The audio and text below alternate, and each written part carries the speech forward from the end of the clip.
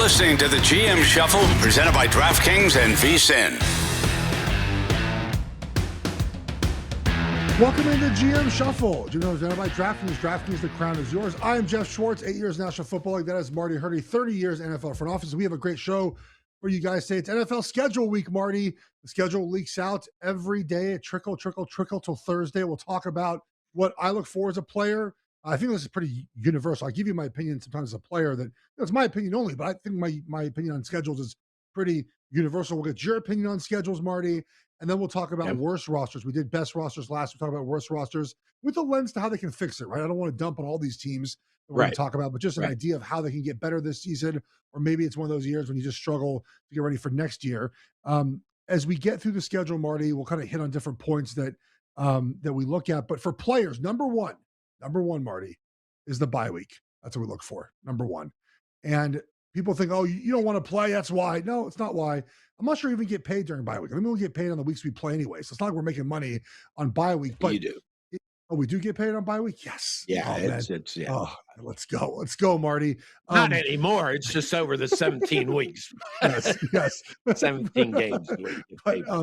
But the thing about bye week that's so important, it's not a physical break, it's a mental break, right? And the NFL is a lot different now, where you do get more breaks throughout training camp and throughout the week and whatnot. But getting that week off, and it's a full week off now, Marty. Not when John Fox was in charge. We had to practice Wednesday, Thursday, and part of Friday.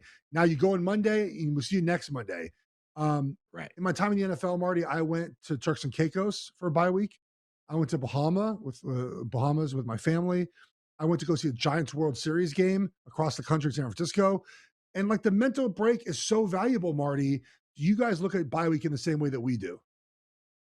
Yeah, we always look to bye week early first, just because of the fact that it is so important to players and when you're going to get your time to kind of heal up. And, you know, as a team, as a front office, we always wanted it right in the middle, sort of. You know, you didn't want it too early because you didn't need it that early, and then you didn't want it too late because you need some time to kind of rest. And with the Thursday games and the different schedules, you know, there are some extended bye weeks, basically this now with all the teams, Geoff, that, you know, if you're playing on a Thursday night, you get those extra 3 days before the next Sunday game. So I think that the scheduling has changed a lot. But to me, I didn't get a lot excited about the schedule release because we already knew who we were playing, right? You know that right after the season ends, who you're playing. You just don't know when. And to me, the most important thing about the schedule and how hard or difficult your individual team's schedule is when you play a certain opponent, and you won't know until the season starts. Yeah. And what I mean by when is, you know, are they hurt? Is the quarterback out this week? Do they have injuries? Did they lose a close game, a real demoralizing game the week before? There's a lot of things that happen because this is a game of confidence and momentum, no matter what the analytics people want to say. And I think that it does matter when you play teams, right? Yeah. So I think that that's the biggest thing that I would always kind of shrug at, is it didn't tell me a whole lot. From our side of it, you had to get with the pro guy. He gets with the pro scouts and organizes the advance schedule, because the week before you play an opponent, you send your pro scout there to go and advance that game. And those were the biggest concerns, really, as far as that the schedule went for us. But I just always thought that, you know, you're always looking early. I think that if you have a major flaw, it comes out and is evident in that opener. So you're interested to see who you open up with. But other than that, I just looked at it as, you know, from other people's lenses. The owners were always very interested in when the home games were, who you played at home, and when, as you said, the players looked at it one way, the coaches looked at it another. So you mentioned a lot of things there that are also important to us. So Thursday Night Football was the second thing we looked at, right? Again, sort of the same idea. Like, where do you play that game? When do you play that game? Like, ideally, for me, this is me. My brother's actually opposite. My brother would rather the opposite way. I liked having the Thursday Night Football game like week 3, 4, 5, and then the bye week 8, 9, 10. Mitch was the opposite because he liked Thursdays because you didn't practice really heading to Thursday, and then you didn't practice after Thursday, right? You got a couple more days off. Right. And the other thing that we look at, Marty, is sort of like week one is super important for us, right? Who you start to just mentally, right? Like who you're going to play week one. And then also, just for players, I think then it gets personal, right? Like who are you playing? Are there revenge games on the schedule for you? Are there games your family can watch because they're on national television? Things that I don't think that we care about at all that seems to really go in the analytics community is the idea of like rest advantage. I've never thought once about that ever. Now, maybe you do, Marty, in the front office, but something I've never thought about. You would love this, by the way. I went on an anti-analytics rant about baseball on radio yesterday. I thought about you afterwards. I'm like, Marty would appreciate this rant I went on. And I like analytics a lot, but it was about a player being traded. And I thought that they just made a mockery of the decision.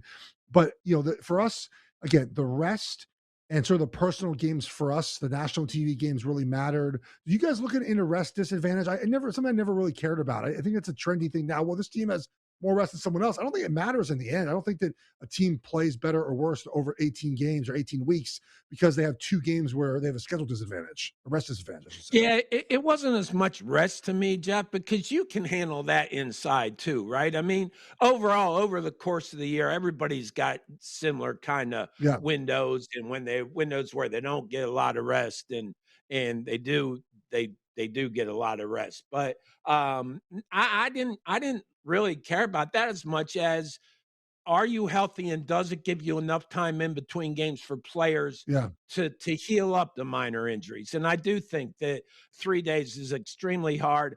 And those Thursday games, the first thing I looked at, are we at home? Because I do think it gives you a It does. statistical advantage to play at home on Thursday night. So you would look at those type of things. But I would worry about the amount of time for injuries to heal. And so you could call that rest, but everybody's got to deal with the same issues at different times of the season.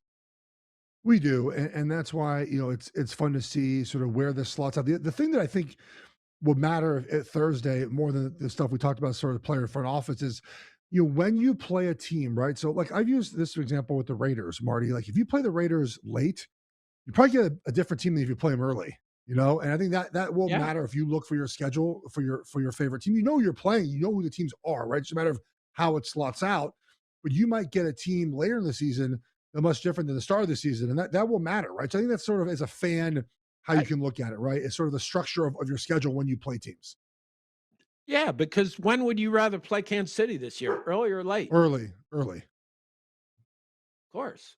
Right Yeah. before Patrick Mahomes gets back. Yeah. And every team's got some things like that. And it might not be now. It might be, training camp, a team gets players hurt.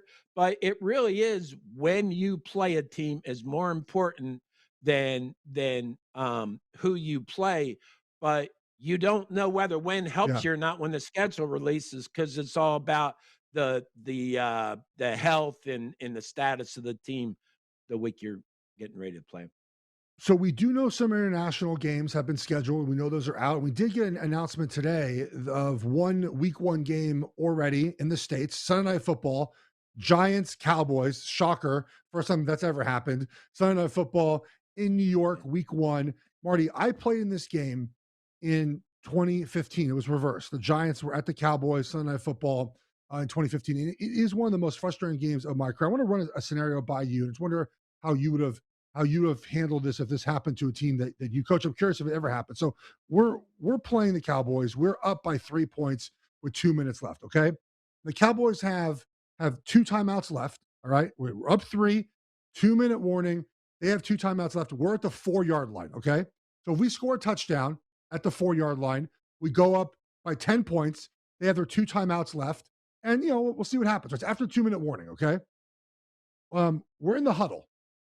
And Eli Manning comes to the huddle and says, "Hey guys, we've been told to not score a touchdown on this play. We want the Cowboys to burn their timeout." So we run for 2 yards, Marty, and Rashad Jennings, our running back, sort of takes a dive. Cowboys call their second timeout. Eli comes back in the huddle again. "Hey guys, same thing. Don't score a touchdown here." So Rashad Jennings runs for 1 yard. and Cowboys called a third timeout. Now there's a minute and look at the box right here, a minute 43 left.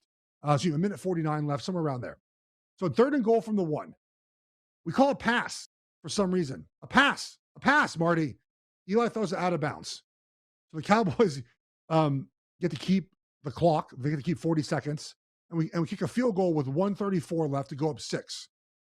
26-20. Of course, you can picture the ending, right? Jason Wynn scores a touchdown with 4 seconds left and they win the game. 27-26. It's the angriest I've ever been after a game, Marty. I remember I came in the locker room at AT&T Stadium and threw my helmet, took my helmet off and threw it clear across the entire length of that big locker room. I going up 10, under 2 minutes left with 2 timeouts, the game is over. I couldn't believe that we actually were told, and I confirmed this today with a teammate of mine. This really happened. We were told to not score a touchdown. I can't believe it, Marty.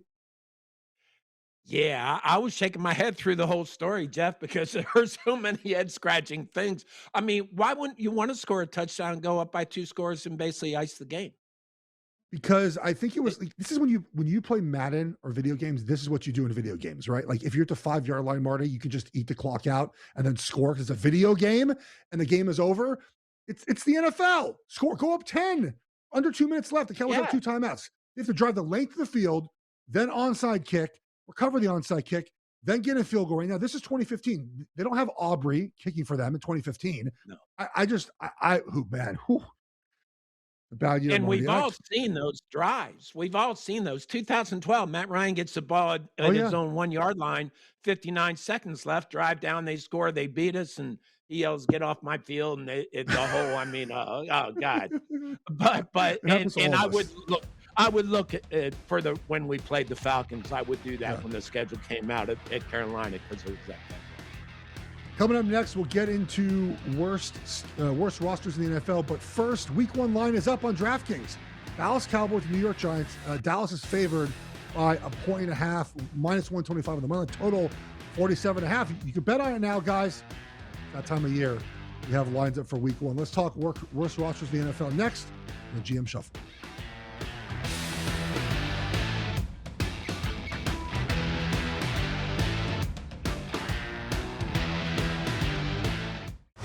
You're listening to the GM Shuffle, presented by DraftKings and VSiN.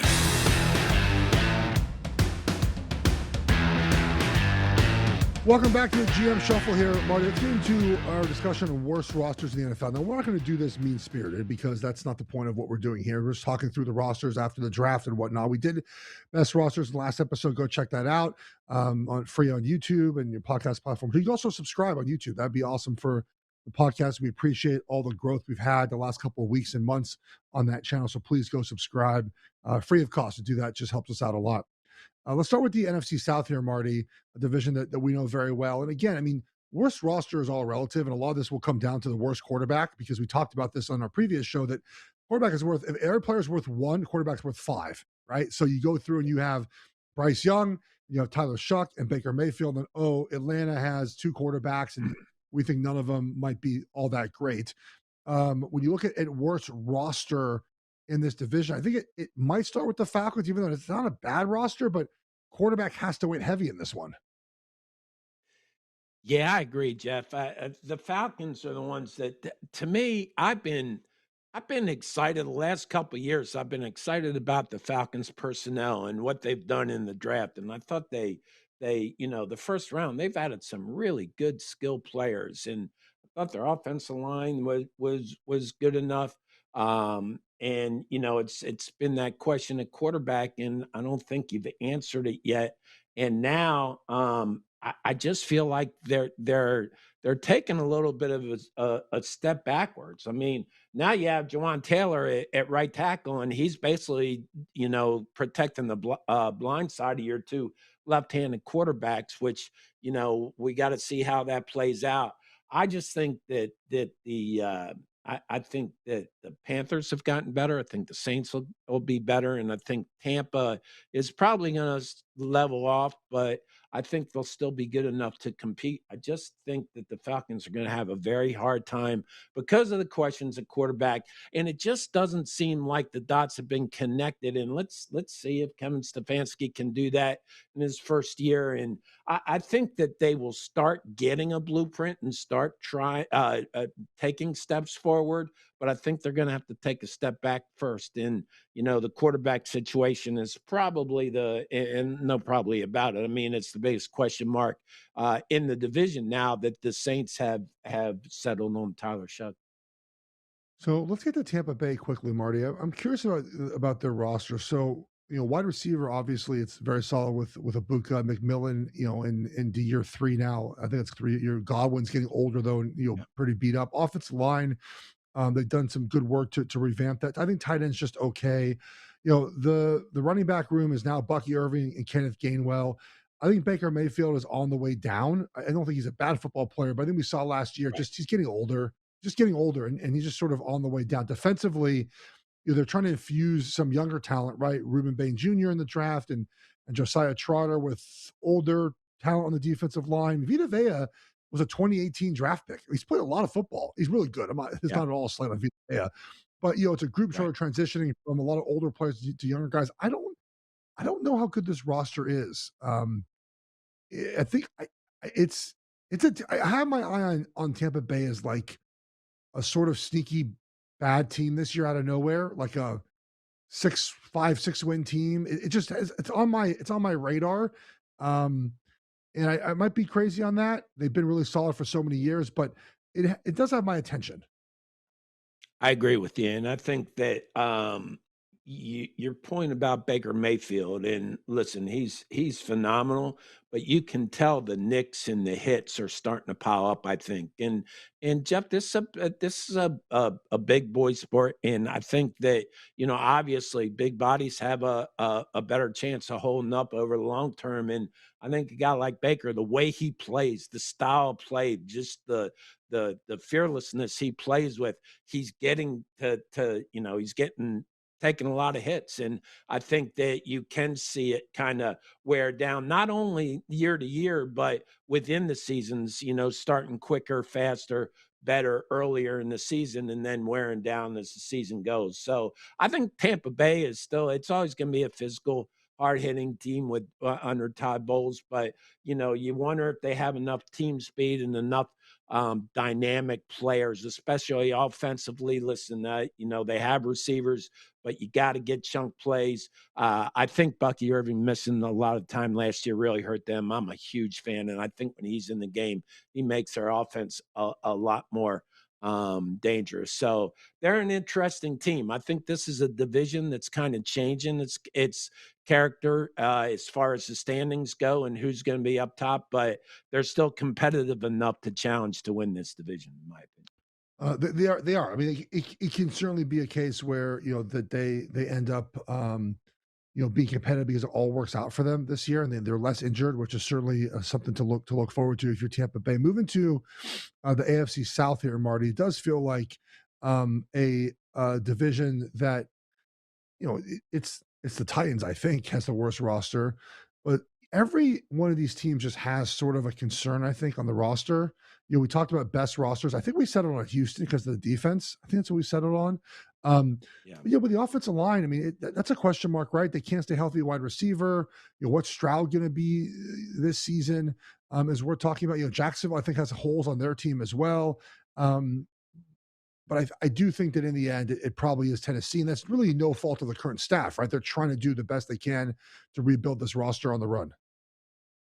Yeah, I think, and we did. Houston, I think this division, if the quarterback can come around and CJ Stroud can go back to what he did his rookie year, then I think there's separation in this division. I think Houston will continue to get better and separate. Indy surprised us all earlier in the year, but I think it's going to take Daniel Jones obviously time to come back from the injury, and I don't know whether they have the total depth and how long is Jonathan Taylor just going to keep coming back and taking that pounding.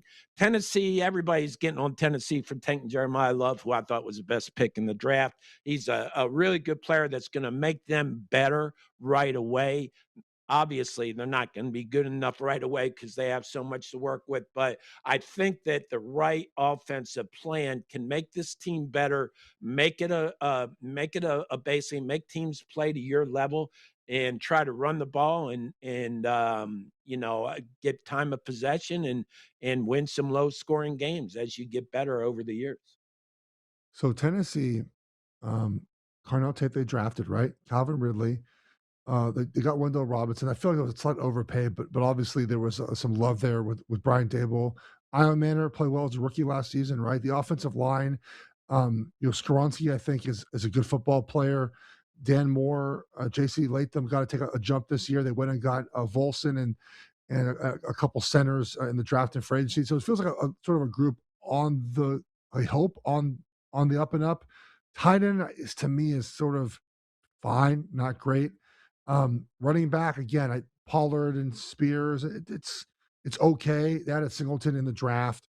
On defense, that's where they really went to work this offseason, right? They added some guys in free agency, trades, and then they got Anthony Hill, who we agreed at linebacker, has the potential with the upside of physical gifts. And they drafted Keldrick Falk. And look, we didn't love Falk, I think, Marty, both of No. us in the draft, but is there something to be said that that he fits the type of pass rusher that Robert Saleh wants, and so it makes sense to draft him where they did because he does fit the prototype of what we've seen in the past work for Robert Saleh defensive ends.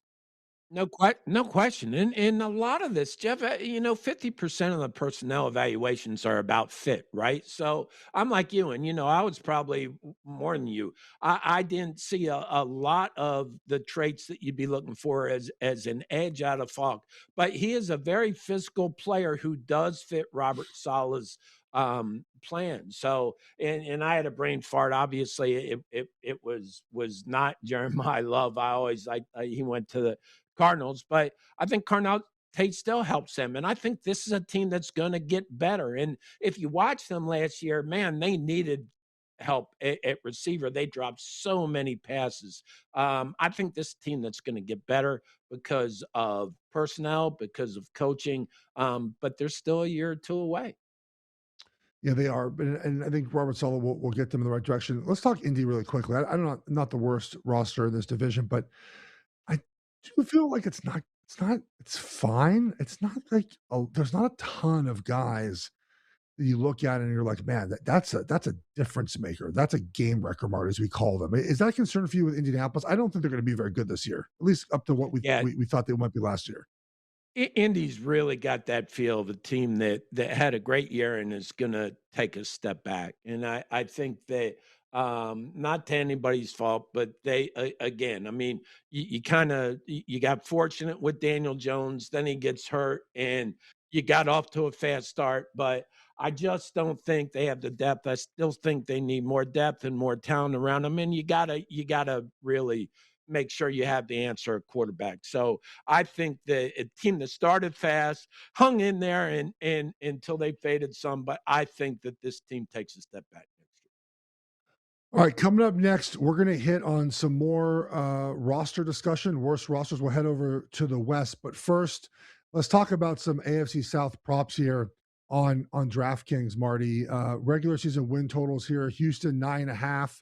The Colts, 7.5. Now, the nice thing about DraftKings is you can take a lot of alts. So they have 6.5 and 5.5 here. Right. Tennessee's at 6.5, and Jacksonville is at 9.5. I do feel like if I'm taking anyone right now, I think Houston over 9.5 would be the play I make. I mean, a division winner most often around 10, 11 wins, and Houston's roster is just so good. If Stroud, Marty can just be a little bit better this season, right? I mean, and they add the offensive lineman in free agency in the draft. Houston over 9.5 wins is how I'm leaning for a win total in this division. I would do that too because I think D'Amico Ryans is one of the better coaches in this organization. I think this team is going to get better. They didn't have their greatest season last season, and they still played well enough. So I think that they are going to take another step up, and I do see them as the best team in this division. And I wonder because Jacksonville and in Indianapolis seem like they're teams that are pretty much destined to take a step back. Jacksonville to me is quite simply, does Trevor Lawrence take that very next step, Marty? Right? Does he take that next step? Liam Cohen did a great job in year one. Can you get him to take that next step in year two? That feels like the biggest thing for Jacksonville. And if he does do that, then they're a better football team. Let's talk some more bad rosters in the NFL next. GM Shuffle.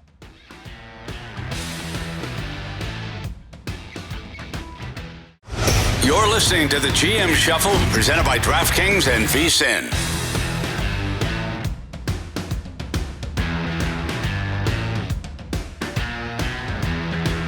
All right, Marty, we're back here on the GM Shuffle, talking worst rosters in the divisions. Let's get to the West rosters here. I do feel like these are kind of simple, but worth talking about maybe the other teams in this division and where they land. Let's go to AFC West, Marty. Look, Vegas has the worst roster in this division. I don't think it's much of a question, but I think it is worth discussing what they're doing to fix it. And I really appreciated their offseason. I thought they went and did some really targeted things to make the team better. They went obviously in free agency and in the draft and really shored up quarterback, offensive line, wide receiver. Like they wanted to just, it very clearly the plan offensively was to give Mendoza a fighting chance in year one, which I'm not sure every team does with a young quarterback. No, I mean, and again, you have to have because you have to have the people around them to give them a fair shot. I think that the Raiders do, and I think one of the interesting subplots of this season, Jeff's going to be really how teams that we have always looked at as, for lack of a better word, the not the good teams, the worst teams in the league, the basically the dregs and the teams that you never think have a shot every year. And you look at the Raiders, you look at the Jets, you look at the Browns, all those three, what they've done this offseason, they've all gotten better. So I think that there's going to be a part of this season that is going to be interesting just to watch those teams that have not been competitive for a number of years. And I think a number of them have gotten better and will play a factor in upsets, even though they're not ready to make a run for the playoffs. But Yeah. I do think that some of those teams have really made strides. And I think the Raiders are maybe at the top of that list. I would play Mendoza week one, Marty. I know we have plenty of time to discuss this as we head into the season, but I would start with him as your starting quarterback and be done with it. I don't really get the purpose of playing Cousins for 3 or 4 weeks. Do you? Not because of Mendoza, because he is smart. He's heady. He's got all the intangibles. Again, I mean, what he did as far as you're talking about an old school approach to the draft where you stay home with your family and then you stay with your team at minicamp when your college team's going to the White House. He is wired right. He doesn't need anybody to try to fix his wiring or to tell him how to do things. Listen, it's always helpful to have a veteran, no matter what position, in that room to help you. But I think that Fernando Mendoza just looks like he's ready to come in and play. Listen, he's going to make mistakes, but that's how you learn. And I think that they have enough around him now to start him immediately. I'm really excited to watch him. I think that he is a guy that wins from the neck up, has all the intangibles and enough physical traits to be a really good quarterback in this league. The next worst roster in this division, is it Kansas City? Kansas City has such an interesting makeup with their roster. It is very top heavy. They're able to overcome a lot of stuff because of coaching and quarterback play. But you look at the wide receiver group, it's fine, right? The running back group is now more elite with Kenneth Walker, but we know Mahomes come back from injury. Travis Kelce's getting up there in age. The offensive line is good when healthy. Defensively, at the moment, if you don't factor in the rookies, they have one really pass rusher that would scare you at all. Nick Bolton, middle linebacker, is really good against the run. Defensive back wise, they went in and got Delane, but they got rid of Watson and traded McDuffie. It's a fascinating roster to me because it's a mix of what you do when you're good and you have a high paid quarterback, right? You have young players you hope to ascend with a bunch of veterans. Um, but it's not as good of a roster on paper right now, I think, as Denver or Los Angeles. I think that all depends on how quickly Mahomes comes back. And listen, I don't think with these three teams, and I think the Raiders might be a year away from making it four, but all three of these teams are in contention and have a chance to win this division. And again, this is my point that last year you were looking at division and you're looking at the Chargers, and we're talking about them. Would we talk about them the same way we did if we knew that their two tackles were going to be out for basically the entire season? So these things, injuries change these. But right now, going in, the Chiefs, the Chargers, the Broncos, all three of these teams are good enough to win this division. And I think the Raiders are going to be good enough to maybe, be a spoiler here and there. I think that this will be the best division in the AFC. If it's not now, it definitely will be in the next year. But I think the Chiefs are right there, Geoff. It just depends on how quickly and how Yeah. well Patrick Mahomes comes back. But then there's the Chargers sitting there that, again, has a quarterback that when you ask the question, can we win a Super Bowl with him? You know the answer, at least I do. Yes, Justin Herbert can win a Super Bowl. They have a good roster. They've got talent. They were besieged by injuries last year. I think this is a team that has to make a run this year. They really have to take a step up. This is their time to do it here in this division, and they've got to beat, the Broncos, who are just going to get better and better. And Sean Payton came out and gave a good report on Bo Nix's health situation. So this is going to be a really interesting division. If you look at what we're hearing on the GM show, we do more of VSiN Pro. That experts power and sharpen us all for $9.91 a month. Go to VSiN.com to subscribe. Marty, let's get to the other West division here, the NFC West. And look, it's Arizona, right? As they try to figure out and navigate their sort of rebuild here. How far away is this roster from being competitive? We know they have Marvin Harrison Jr., right? Their offensive line is a mixture of young guys and up and comers, an old guy here and there. The defense, Walter Nolan III is there on defense coming into a second season. They got some guys that are, Buda Baker is good, but getting up there. Will Johnson in the second season. They got Josh Sweat now. It's an interesting roster. How far away are they from being competitive? Obviously, that relies on them getting a quarterback in the draft next year.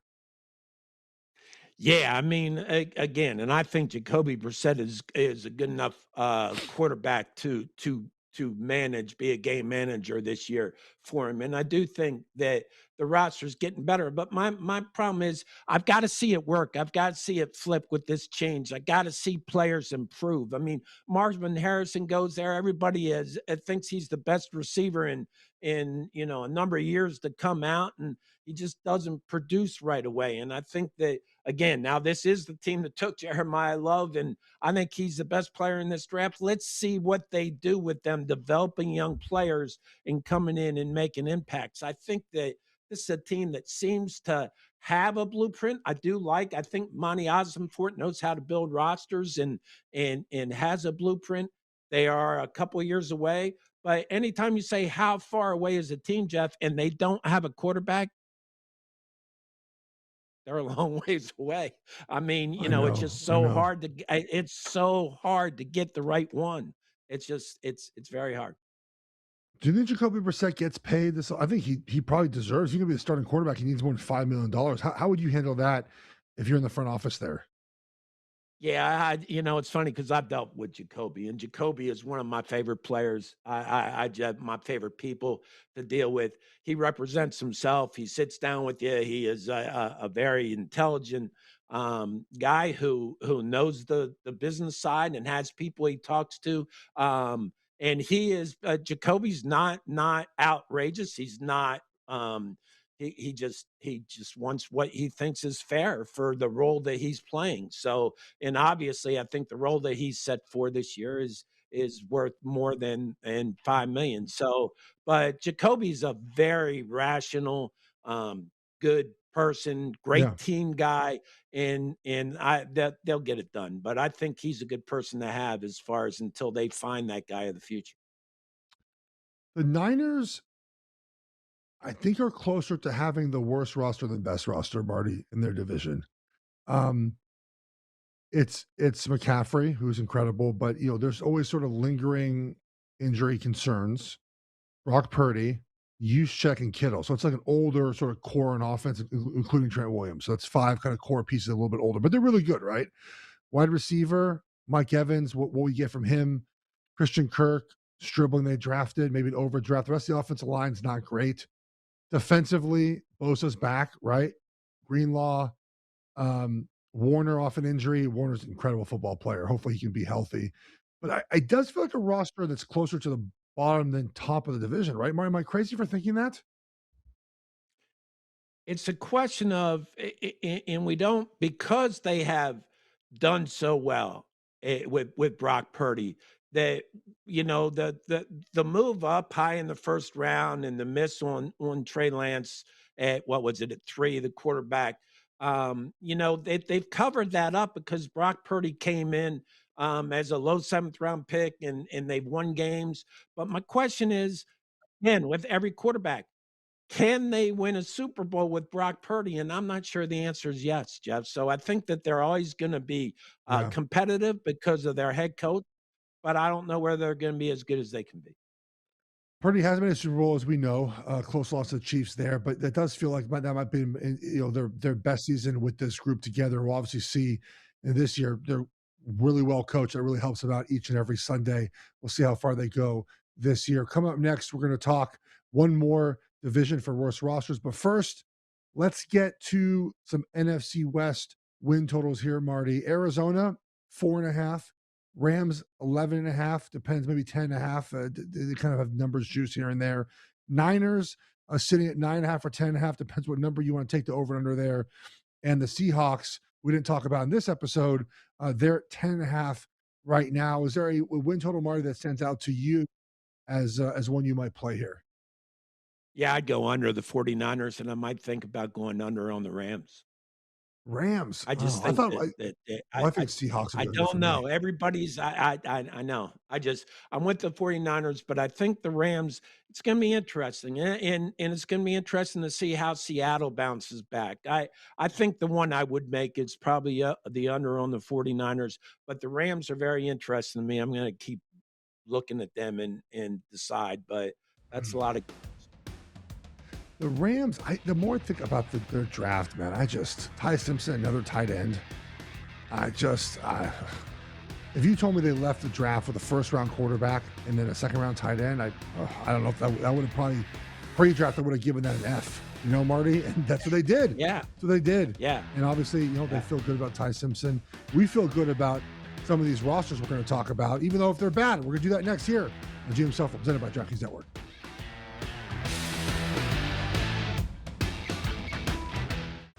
You're listening to the GM Shuffle, presented by DraftKings and VSiN.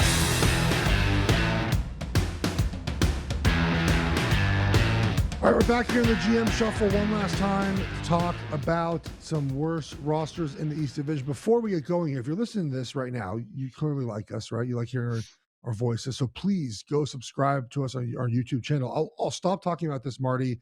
We get 1 million subscribers, I promise. Okay, we get 1 million subscribers on YouTube. I won't mention it again. Till then, I mention it multiple times a show. So please go subscribe and make that happen for us. All right, Marty. Let's start with the NFC East here. We look at best and worst, really worst. We did best last week. Worst rosters here. To me, it just comes down to really 2 teams, and that's the Commanders and the Giants here. We like Philly's roster. I believe we talked about. I think Dallas has the best roster, we thought, in this division. This comes down to basically Jaden Daniels, right, and the Commanders, or New York Giants. Let's go Washington first here and sort of look at what they've done this offseason. Not a ton of change on offense, but defensively, if I count this right, it's 1, 2, 3, 4, 5, 6, 7 new starters, four new backups. So the defense is completely revamped, starting with Sonny Styles there at middle linebacker. Do you like what Washington did this offseason on defense? Very much so, and they had to. Jeff. They had to get better. They are younger and faster now on defense, and it's going to take a while for everybody to get used to a new scheme. But I think that they did what they had to do. I think Adam Peters and their scouting staff did a great job in free agency and the draft as far as just getting younger and faster on defense. And listen, it all comes down to Jaden Daniels being able to stay healthy. But I think they have one of the most underrated offensive lines in the league. So this is a team that could go either way, but I think it all depends on Jaden Daniels. Their defense will be better. So even though I like what they've done this offseason, this division is one of those divisions that has gotten better with every team. Every team has improved, in my opinion. They really have. And then the Giants, I think, are the other team that's sort of up for discussion here. But I actually think that's not really going to be the Giants for worst roster because they have some really, really high impact players, right? Especially with the defense, right? When you have a defense that includes Brian Burns, like that's an impact pass rusher, right? Immediately, you add a Reese to that defense, impact player, in my opinion, immediately. Abdul Carter, right? Impact player, another pass rusher. You got Kayvon Thibodeau, who's still on the roster, right? As an impact rusher. You added DJ Reader as well. And Shelby Harris, you had Tremaine Edwards to play linebacker. This defense is very, very talented, Marty. It's going to be a good defense this season. Yeah, this is all about this Jackson Stroud. Which way does he go? Does he take another step and get better? Jackson Dart take a step and get better, or does he take a step back like CJ Stroud did in his second year? We see it, and it's not just CJ. We see it a lot of times. Sometimes guys take steps back. They are all about, if he can take another step forward, I think the Giants will be very improved, and they're going to be a physical team with John Harbaugh. Yeah. So offensively, Malik Neighbors, right? Impact player when healthy. Darius Slade, I think, is sort of perpetually underrated, Marty. I think he's a good football player. He just puts up numbers every year for the Giants. Andrew Thomas, really good left tackle. They added Mauinoga, right, to play offensive line in the draft. Yep. Got to figure out center. That is a question mark there. They added Isaiah Likely to play tight end. I don't love the running back room. I think Scadaboo's a really fun story, but I don't think he's a long-term answer running back at all. Tracy's there as well. And then, of course, Jackson Dart. It does feel like whatever happens to them this year is up to Jackson Dart. So if you had a worst roster in division, to me, it's Washington. It's, again, it feels mean to say who has a worst roster already because it sounds like we're ragging on a team. I think Washington's roster is fine, but it does feel like the roster is worse than the Giants. Do you agree with me?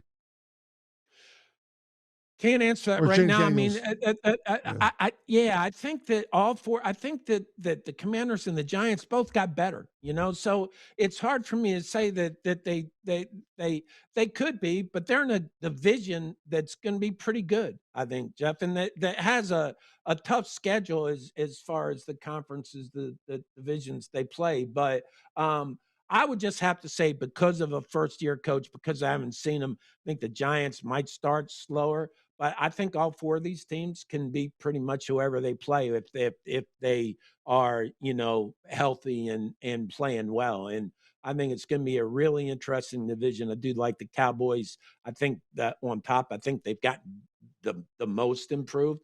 But I think all four of these teams that have improved. And if Jaden Daniels is healthy and they're playing offense like they did his rookie year with the improvements they made on defense, they'll be good. So it's going to be a really interesting division to watch.